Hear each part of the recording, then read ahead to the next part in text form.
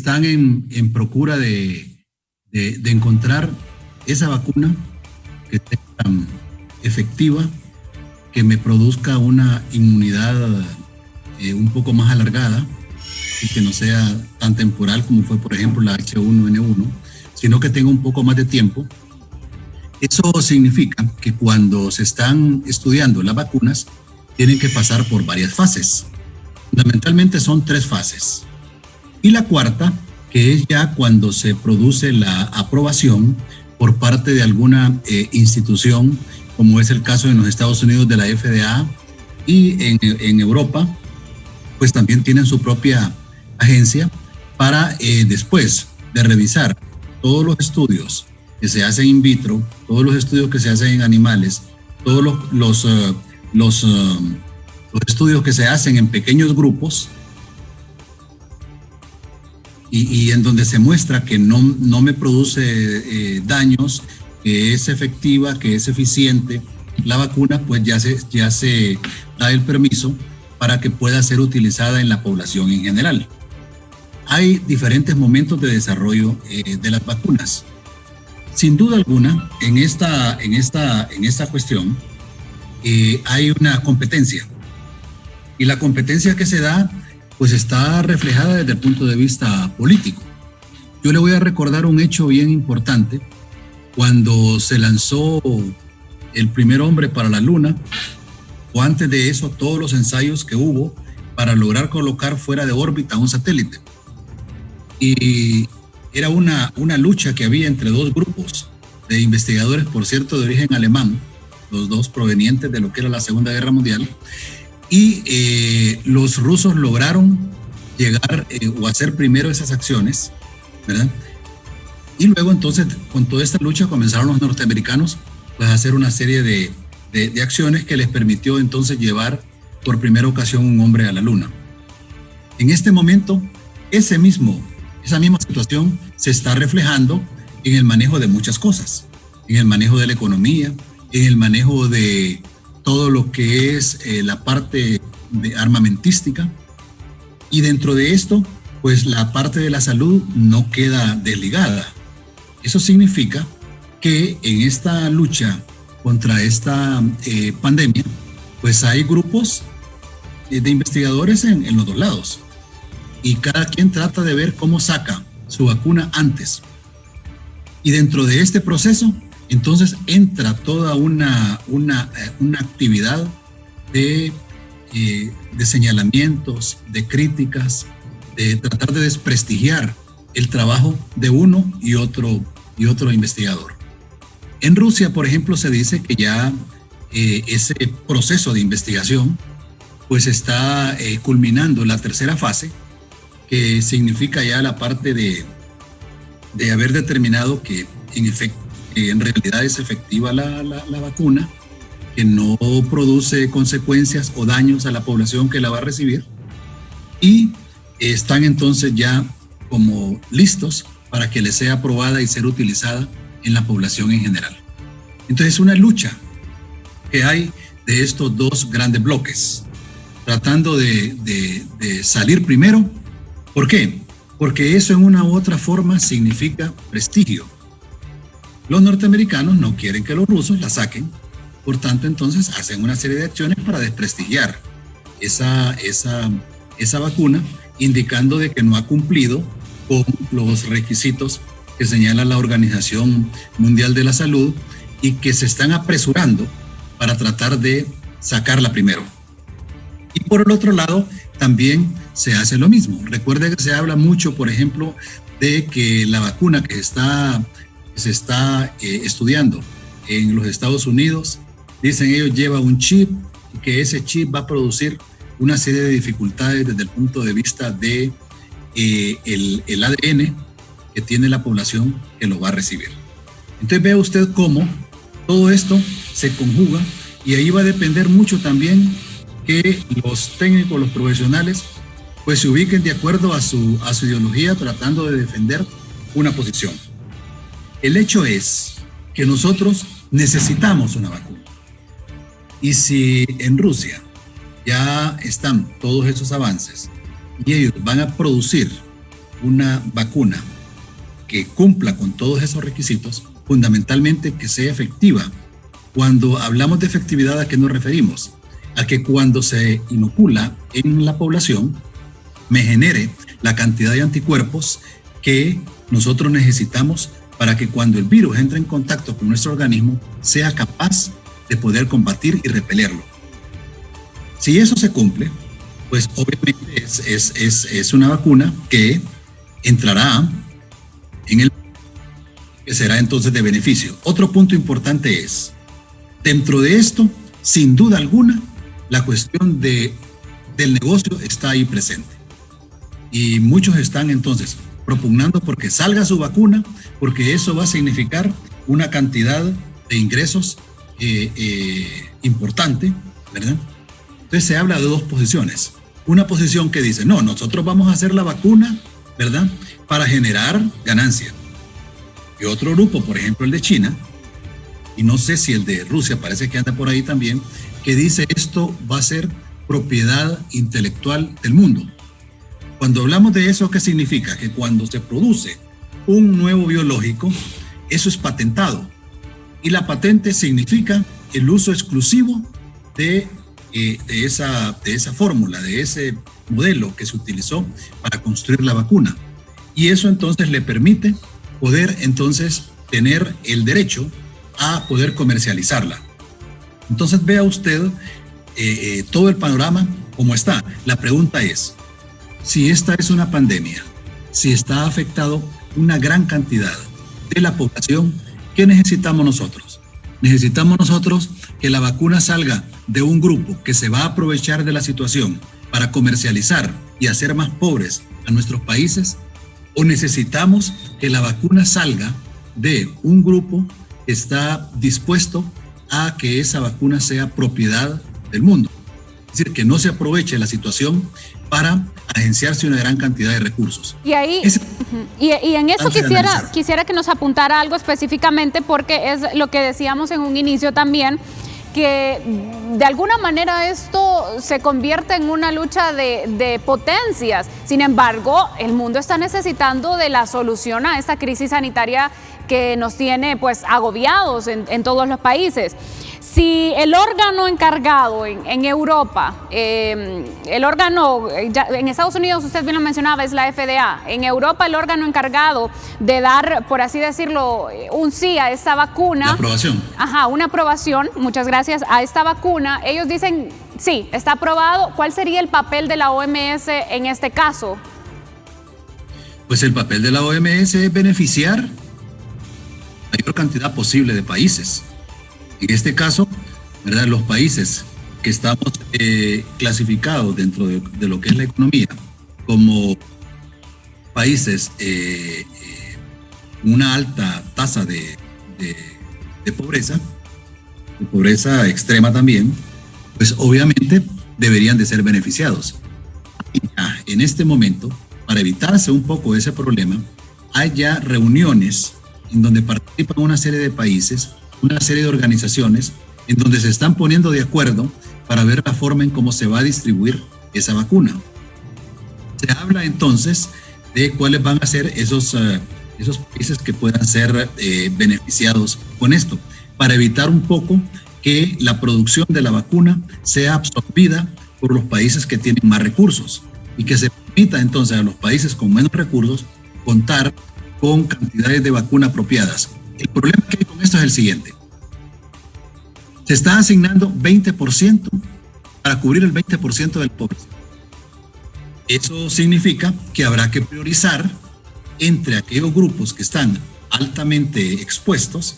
En este caso, por ejemplo, todo lo que es el área de la salud, todo lo que son el resto del personal que está en primera línea y el resto de la población.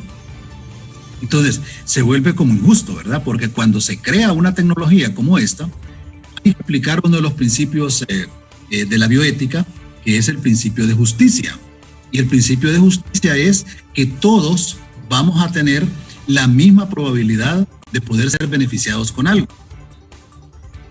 Ahora, yo espero que ese 20% sea porque van a donar esa vacuna por parte de una organización que se llama Gavi. Sin embargo, ¿qué es lo que los gobiernos tienen que hacer? Lo que los gobiernos tienen que hacer es asignar presupuesto para comprar el resto de el resto de la población con la vacuna y poder entonces, con esto, generar una inmunidad más generalizada, de una forma que no tengamos entonces grupos que tengan el riesgo de poder contagiar. Realmente en esto de las tecnologías, de las vacunas, es todo un mundo de cosas. Es importante que pueda interpretarse desde el punto de vista de la geopolítica, porque si eso no se hace de esa manera, podemos caer en la situación en la que van a ser beneficiados nada más aquellos países que tienen recursos y los que no los tenemos, o aunque existan, los utilizan para otra cosa, pues no reciban ese. Mire, un poco el problema de la OMS que hay es que ha perdido prestigio. A lo largo de toda esta pandemia, usted sabe que han cometido una cantidad de errores increíbles. El primer error fue esperar mucho tiempo para declarar que esta era una pandemia. Porque si eso hubiera sido así, la reacción de los países hubiera sido diferente. Sí. Las acciones a realizarse hubieran sido diferentes. En cuanto a la cuestión de los medicamentos, también han andado bateando, como dicen. Porque ahí se inventaron un protocolo que se llama Solidaridad, que es de 4 brazos de grupos de investigación. Sin embargo, poco a poco eso se ha ido diluyendo porque se ha mostrado que muchos de esos medicamentos tienen problemas. Entonces, si una agencia, en este caso la europea, de regulación sanitaria, aprueba el uso de esa vacuna, a la OMS no le va a quedar otra que tener que aceptarla y promoverla incluso dentro de sus países miembros. Lo importante en esto es que tengamos la seguridad que la vacuna que va a salir, no importa que sea la primera o la segunda, ambas tienen que cumplir con toda esa serie de requisitos. Y esos requisitos es para beneficio de la población. Es decir, aquí entran los principios de la bioética. Uno es provocar beneficio y no daño, ¿verdad? El otro es el de justicia, como le mencionaba, y el otro está relacionado con la parte de la autonomía. ¿Qué significa eso? Que las personas decidan si, por ejemplo, se van o no a aplicar esa vacuna. Y también el principio de autonomía se puede aplicar a los países. Don Fidel Barahona, sí nos pone en una encrucijada usted con lo que menciona, porque mire, ¿cómo obligar a Rusia o a China a cumplir pues de repente políticas internacionales de salud que promueve la OMS o países democráticos como los Estados Unidos, cuando sabemos que ellos hacen lo que quieren en el mundo y de repente empezarían a distribuir esta vacuna a sus países amigos? Honduras, lastimosamente, no podría estar siendo como un país privilegiado frente a Rusia y China, porque sabemos que nosotros somos casi el patio trasero de los Estados Unidos y somos más afines a los Estados Unidos que a estos dos países. Más creo yo que Nicaragua podría ser beneficiado aquí en Centroamérica que los hondureños. Mire, en esta cuestión el problema es el sesgo político. Por ahí yo vi un tuit de alguien que es diputada que decía que la donación aquella que vino, recuerda usted, de pruebas, fueron para todos los países de Centroamérica con excepción de otros. Pero decía, no, es que esas pruebas son comunistas. Mire, cuando uno lee ese tipo de cosas, definitivamente uno se encuentra con que hay gente que está en los puestos de decisión que si tienen ese tipo de pensamiento, definitivamente no están pensando en beneficiar a la gente. ¿Por qué razón? Porque en esta cuestión hay un elemento muy importante que se llama solidaridad y además buenas relaciones internacionales. Si nosotros, por ejemplo, venimos y tenemos una excelente relación con los países de ambos bloques, nosotros tenemos ese beneficio. Pero si estamos con ese sesgo en donde decimos, no, que como es comunista, eso no sirve, ¿verdad? Y esto como es viene del lado denominado democrático, que también es un poco discutible, pues es el utilizar. Si ese es el pensamiento que va a primar, crea lo que estamos en una situación bastante difícil. Que por ejemplo yo haría? Yo lo que haría es comenzar con toda la aplicación de todos esos principios de relaciones internacionales y poder establecer entonces una comunicación con estos dos gobiernos, China y Rusia, para que entonces ellos puedan apoyarnos en esto.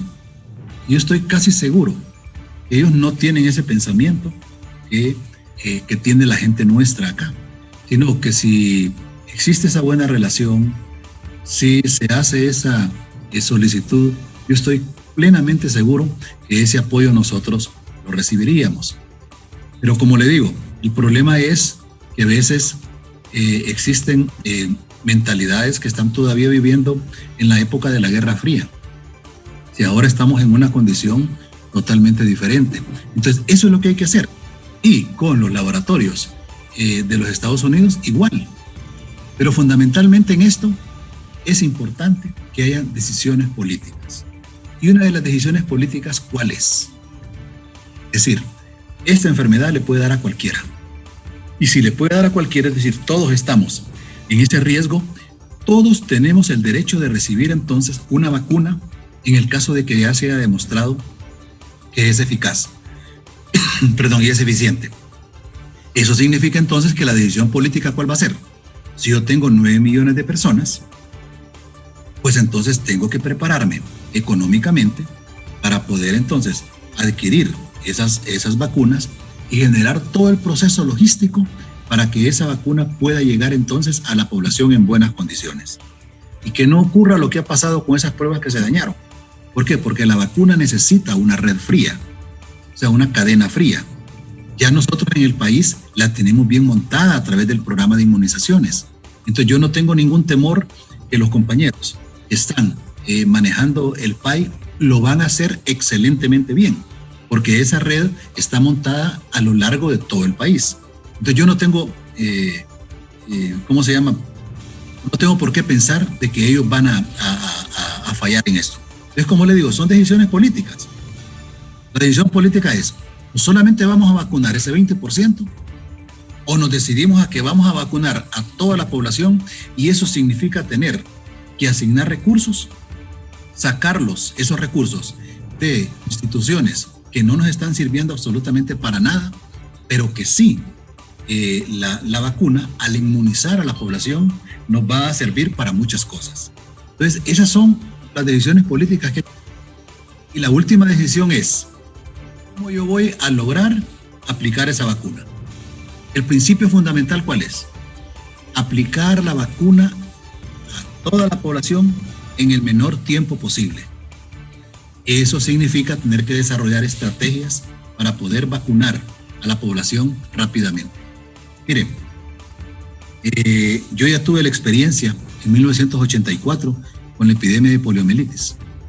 Cuando yo planteé, porque me tocó conducir el manejo de esa epidemia, cuando yo planteé en ese momento que podíamos vacunar a los niños en 6 horas, es decir, los niños de las ciudades grandes, pequeñas, medianas y los lugares poblados y muchos de los lugares rurales, que lo podíamos hacer en 6 horas, me dijeron que estaba loco.